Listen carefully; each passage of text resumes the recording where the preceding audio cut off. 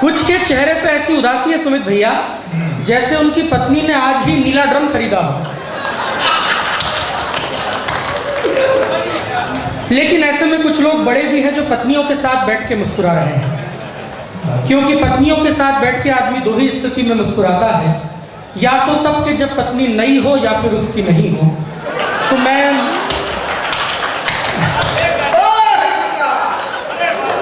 समझ तो नहीं पा रहा हूं कि व्यवस्था क्या है।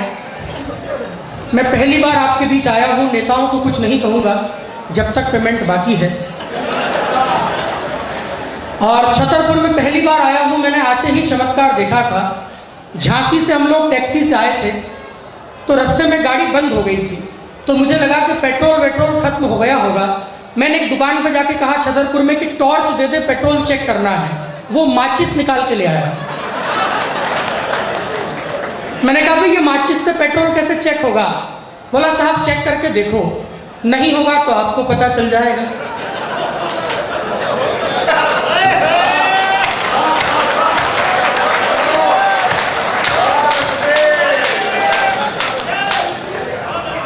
तो मैं आज कोई रिस्क लेने के मूड में नहीं हूं। महिलाओं को प्रणाम है कि आज आप कवियों की सुनने आई हैं, अन्यथा भारत की महिलाएं सुन ले ये बड़ी बात है। भारत की महिलाएं अपने पतियों को 2 घंटा लेक्चर देने के बाद ये कहती हैं कि मैंने तो आजकल इनसे कुछ कहना ही छोड़ दिया है। इस बात पे जो लोग ताली बजाने से चूक गए हैं उनको एक अवसर और दे रहा हूं। महिलाएं शक्ति का रूप होती हैं, क्योंकि शादी से पहले जिस महिला को देखने के लिए पूरा खानदान आता है, वो शादी के बाद अकेली ही पूरे खानदान को देख लेती है।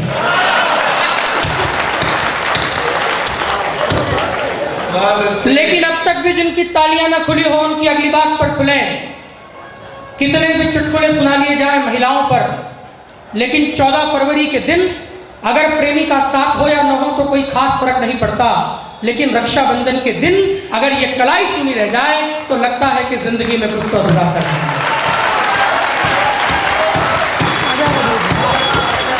अच्छी बात कही है। इतनी तालियों में मेरे छुरछुरी पल जाएंगे, और वो पल जाएंगे जो भी हुए भी नहीं है। बस थोड़ा पेपर वर्क जारी है। आइए मैं शुरू करता हूँ कि होंगे भी नहीं। मैं ब्याह कर सकता हूँ, मैं इन्हीं की वजह से नहीं कर रहा हूँ। मैं जब भी इनसे कहता हूँ कि शादी कर लूँ तो मुझे डराते हैं, कहते हैं शादी मत करना, पत्नी घर का सारा काम करवाती है, बर्तन तक मंजवाती है। वो तो आज प्रद्युमन भाई ने बताया कि ये गलत बात है, केवल 5 मिनट लगते हैं।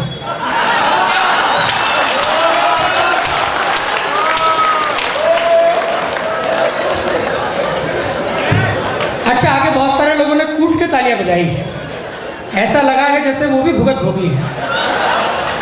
आइए मैं शुरू करता हूँ, बस थोड़ा मन में ला दीजिएगा। भाई ने बहुत सारी बातें कही रावण जलाने की और रावण दहन की। इस देश में रावण दहन की आवश्यकता अब नहीं है, क्योंकि रावण दहन की शुरुआत तो हमने 2014 में ही कर दी थी। बात बारीक है, जो 2-5 पढ़े लिखे लोग समझ गए हों वो तालियां बजा सकते हैं इस बार। सुने कि जो बात मानती हो वो घरवालियां मिले,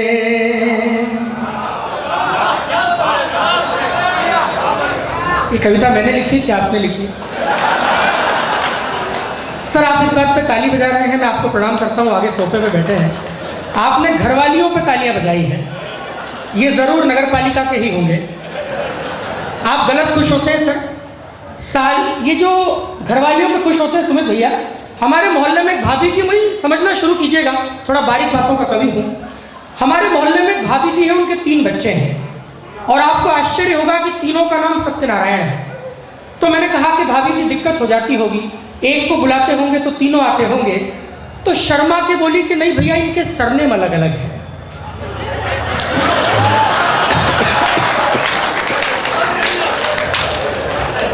मैंने कहा ना थोड़ा बारीक बातों का कवि हूं।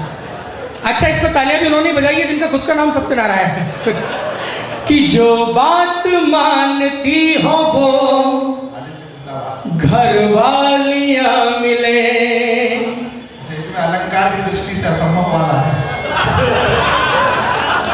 अब अब जैसा भी है, लेकिन आज यही अच्छा है कि जो बात मानती हो वो घर वालियां मिले, ससुराल में भी तीन तीन। लक्षण तो आपके भी ठीक नहीं है। अच्छा, इसमें भी आप गलत खुश हुए हैं। साली ऐसी स्कीम है जो दिखाई जाती है, दी नहीं जाती है। यहाँ ये पुरुष वर्ग बैठा है, मैं एक बारीक बात कर रहा हूँ, समझेंगे तो शायद आपकी तालियां खुलेंगी। साली अगर थोड़ी सी भी सुंदर निकल जाए तो ससुर जी को देख के ये लगता है कि जब तुम्हारे घर में ये रसगुल्ला था तो फिर मुझे ये दही बड़ा क्यों दिया। अच्छा, इसमें दो चार तालियां पीछे कूट के बजी है। इस प्रयोग से सिद्ध होता है कि घर में वही दही बड़ा फंसा हुआ है। सुनिए कि जो बात मानती हो वो, थोड़ा इसको शार्प करो हल्का सा, एक आवाज में, घर वालियां मिले। बेटा तेरी शादी हो गई? पक्का शादी होगी तुम्हारी? होगी भी नहीं बेटा, सेटिंग खराब है। इसकी पूरी जिंदगी सेटिंग करने में ही बीत जाएगी। कि जो बात मानती हो वो घर वालियां मिले, ससुराल में भी तीन तीन सालियां मिले। मैं रंग में आ जाऊंगा बस एक शर्त है, मैं रंग में आ जाऊंगा बस एक शर्त है, गर एक बार जोरदार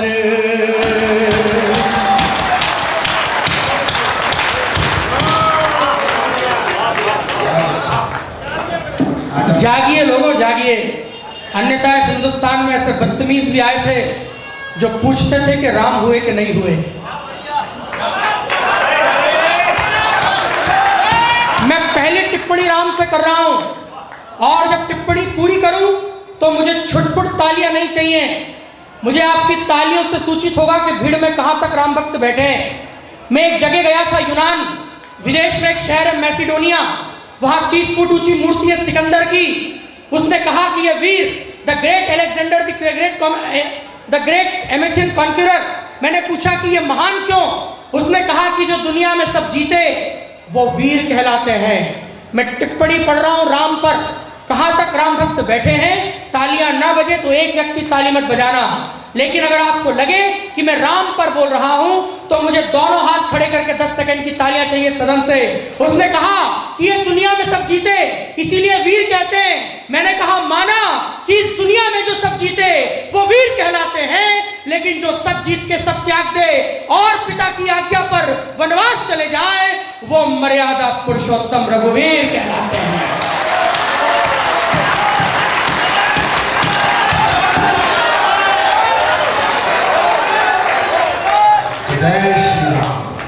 और देश में आके लोग कह रहे हैं कि सनातन धर्म में डेंगू है और मलेरिया है। हमने कैसे दो दो कौड़ी के आदर्श सुन लिए सुमित भैया। सूर्य से सचेतन सनातन पे संशय हो, सावचेत रहो इंसाफ किया जाएगा। भारतीयता की भावना से जो भरे नहीं हो रुख अब उनके खिलाफ किया जाएगा। तो केसरिया रंग को मलेरिया बताने वालों, सोच भी न लेना, तुम्हें माफ किया जाएगा। अगली पंक्ति पे 2 मिनट का टेम्परेचर बढ़ना चाहिए इस पंडाल का। मैं अपने धर्म के लिए बोल रहा हूं कि केसरिया रंग को मलेरिया बताने वालों, सोच भी न लेना, तुम्हें माफ किया जाएगा। और देश के विरुद्ध एक शब्द भी निकाला यदि सीधे बुलडोजर से साफ किया जाएगा।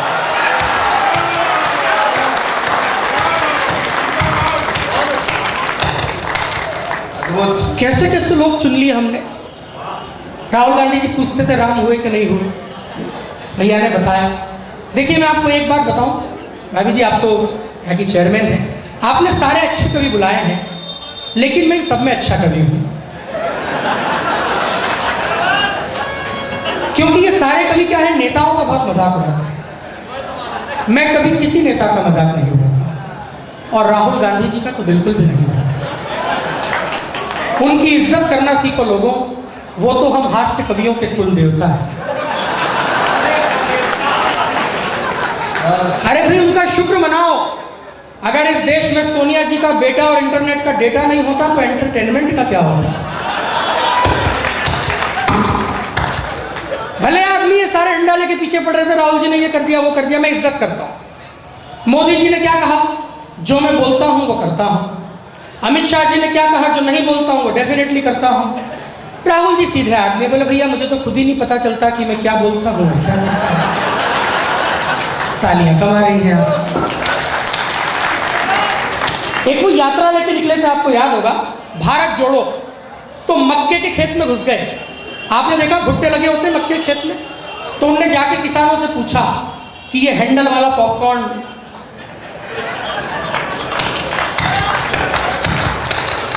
उनने पूछा कि ये हैंडल वाला पॉपकॉर्न ये क्या है? लोगों ने कहा कि हुजूर ये मक्का है। तो उनने पूछा कि क्या है वही मक्का है जहां लोग हज करने के लिए जाते हैं? किसानों ने कहा कि आप यात्रा करो। उनने फिर भी पूछा कि क्या है वही मक्का है जहां लोग हज करने के लिए जाते हैं? किसानों ने कहा कि नहीं हुजूर, ये वो मक्का है जिसका पॉपकॉर्न बनता है जो तवे पे उछलता है। तो उनने पूछा कि ये पॉपकॉर्न तवे पे क्यों उछलता है? किसानों ने कहा कि बैठ के देखो।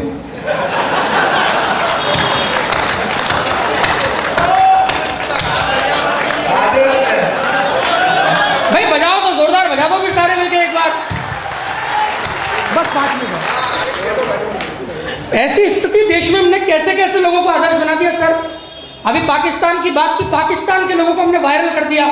वो देखा आपने चाहत फतेह अली खान बदोबदी, उस पाकिस्तान के आदमी को स्टार बनाया जहां लोगों को आटा नसीब नहीं हो रहा है। एक भिखारी मिला मुझे दिल्ली में, बोले भीख दो। मैंने कहा क्यों? बोले साहब भीख दो, मैं पाकिस्तान का हूं। तो मैंने कहा मैं पाकिस्तान का है तो पाकिस्तान में जाके भीख मांग। बोला साहब वहां किससे भीख मांगू? वहां तो सारे ही भीख मांग रहे हैं। एक तो ताली आई है, ये भी गलत जगह आई है। बात जब पूरी होगी तो सबकी तालियां आ जाएंगी पीछे तक। मैंने कहा कि भीख क्यों मांग रहा है? वहां जाके मांग। बोले साहब वहां तो सारे ही मांग रहे हैं। मैंने कहा ऐसा नहीं है, तुम्हारे जो शहबाज शरीफ साहब आए हैं, बढ़िया आदमी हैं, उनसे जाके मांग। उसने कहा कि मैं ही तो हूं।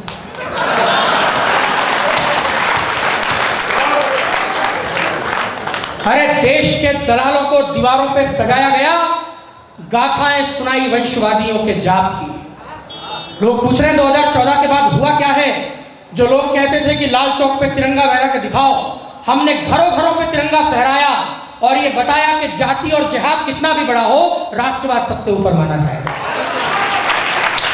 देश के दलालों को हमने कैसे हीरो चुन लिया। और मैं इसलिए तालियां मांग रहा हूं क्योंकि मैं राजस्थान की धरती से आता हूं और महाराजा छत्रसाल की धरती पर खड़ा होकर बोल रहा हूं। जब हिंदुत्व का दिया बुझने वाला था, मुगलों की आंधियां उसे डराने लगी थी, तो इस हिंदुत्व की रक्षा में, इस साम्राज्य की रक्षा में जो 2 हाथ लगे थे वो मेरी धरती से महाराणा प्रताप के लगे थे। देश के दलालों को दीवारों पर सजाया गया, गाथाएं सुनाई वंशवादियों के जाप की, शूरता के वीरता के प्रश्न सभी फाड़े गए, आरतियां गाई आता ताइयों के बाप की, तो कभी हल्दी घाटी वाली माटी में भी झांकिएगा, आएगी तुम्हें आवाज चेतक की टाप की। अगली पंक्ति पे कसम दे रहा हूं आपको, अब तक जो तालियां नहीं खुली है सदन की, दोनों हाथों को उठाइएगा और मुझे बताइएगा कि एक 27 साल के लड़के ने ठीक कह दिया है कि देश के दलालों को दीवारों पे सजाया गया, गाथाएं सुनाई वंशवादियों के जाप की, शूरता के वीरता के प्रश्न सभी फाड़े गए, आरतियां गाई आता ताइयों के बाप की, तो कभी हल्दी घाटी वाली माटी में भी झांकिएगा, आएगी तुम्हें आवाज चेतक की टाप की। और मुगलों के सैनिकों का कुल कद जितना था उतनी तो छाती ही थी महाराणा प्रताप।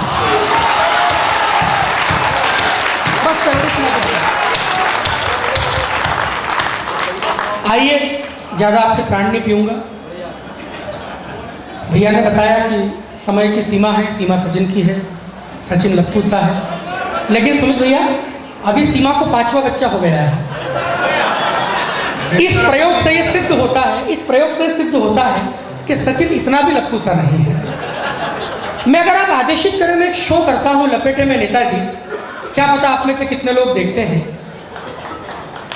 2-4 लोग हाथ खड़े कर रहे हैं, आप भी रहने दो, बेइज्जती होती है।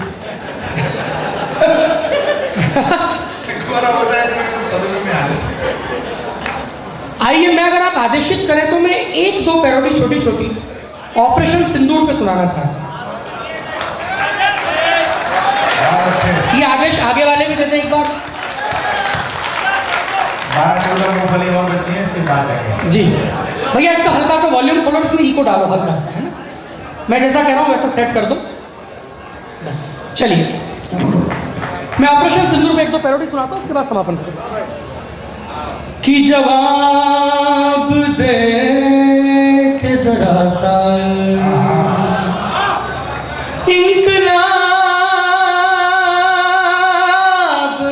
कर देंगे, सिंधु के पानी की कसम तेरा हिसाब कर देंगे। जलवा है जलवा है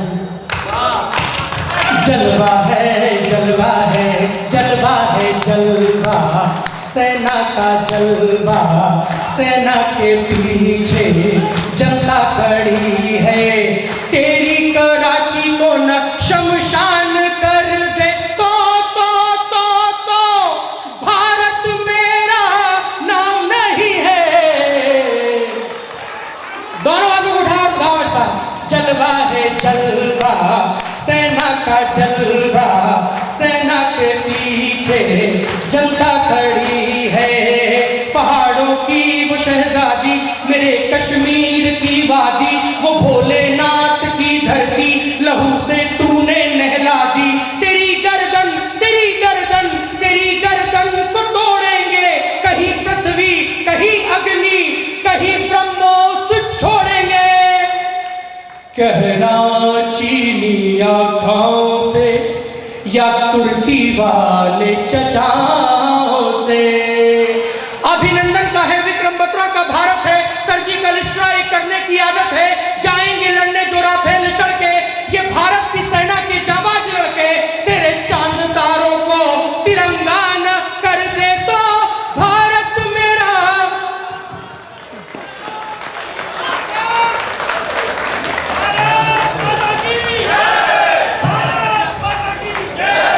अरे कब तक बचेगी बकरे की नानी, अरे कब तक बचेगी यूं बकरे की नानी। ले इंडिया के तेवर का फ्लेवर तूफानी, तू भारत पे हमले की धमकी जो देगा, अब तू ज्यादा पिटेगा, अब तू ज्यादा पिटेगा, अब तू ज्यादा पिटेगा, अब तू ज्यादा पिटेगा। तो पाक की खाक तैयारी है। मेरी बड़ी वायरल पैरोडी आपने रील पे सुनी होगी, इंस्टाग्राम पे वायरल है। पाक की खाक तैयारी है, ये परमानेंट भिखारी है। पाक की खाक तैयारी है, ये परमानेंट भिखारी है। अजी औलाद हमारी है, ये परमानेंट भिखारी है। जबे अमेरिका की माला चीन ने टुकड़ों पर पाला, युद्ध हो या फिर हो क्रिकेट, हर दफा हमने धो डाला है। बिजली कुल बेइज्जती फुल, मिट्टी ना चुल के छपरी फौज तुम्हारी है।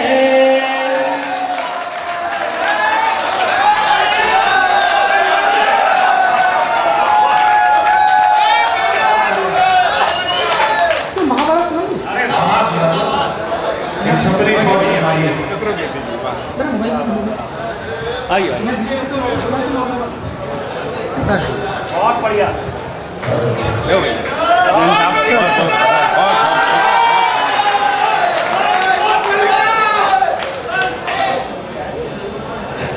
तुम इतनी कविता सुनाओ कि मिंटू भाई साहब खुद आकर के माला बना वो सही में चक्के काट है कि नहीं है? चले तो नहीं गए, चले गए। मैं सुमित भैया, क्योंकि देखिए टीम लंबी है, मैं भी किसी कवि के समय पर अतिक्रमण नहीं करूंगा। इन दिनों की मेरी पैरोडी वायरल है, महाभारत कथा। मुझे पता नहीं आप में से कितने लोगों ने सुनी है। आपने पुरानी महाभारत तो सबने देखी है, उसका टाइटल सॉन्ग भी सबने देखा है, बस उसी पे आधारित है। राहुल जी रोज नए नए काम करते हैं, यहाँ कोई कांग्रेस का तो नहीं है? कोई है क्या? तो हाँ, मैं देखना चाहता हूँ वो कौन लोग हैं जिन्हें यकीन है कि उनका बैल दूध देगा। मैं नहीं जी, देखिए मैं आपको ये बता दूं, कांग्रेस बीजेपी क्या होता है, कभी किसी दल का नहीं होता, कभी जो चौराहे पर जनता बैठती है इसके दिल का होता है। तो मैं तो अगर आप मुझे आदेशित करें तो मैं महाभारत की एक अंतिम पैरोडी 2 मिनट की सुना के अपनी बात समाप्त करता हूँ। एक बार जरा पूरा सदन तालियां बजा दे तो मैं शुरू करता हूँ। राहुल जी रोज नए बम लाते हैं, कभी हाइड्रोजन कभी एटम बम। बस अब आप गौर से पैरोडी सुनिएगा, मैं शुरू कर रहा हूँ यहाँ से, सुनिएगा कि हाइड्रोजन सुतली हुआ भरी हुई थी रात, पोल खुली तो कह दिया कैसा लगा मजा।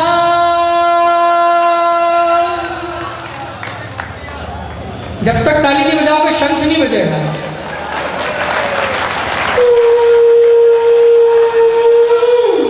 ये भी कर लेता है। जब तक शादी नहीं हुई है 3-4 तरह की आवाजें निकाल सकता हूँ। अच्छा है। जिस दिन मेरी शादी होगी फिर मैं भी संचालन नहीं करूंगा। कि बुरी हालत खराब आदत नई आफत, ना ताला खुल पाया ना एटम फटा, फिर पिटी श्री राहुल कथा। खताओं पे खता हुए फिर लापता, और कथा है ये ढोंग की, अब तालियां उठाएं, कथा है ये ढोंग की, ये कागजी किंग कॉन्ग की, लूट की स्कीम निकली थीम इनके सॉन्ग की। रोहिंग्या पोषित हुआ घुसपैठिया वोटर बना,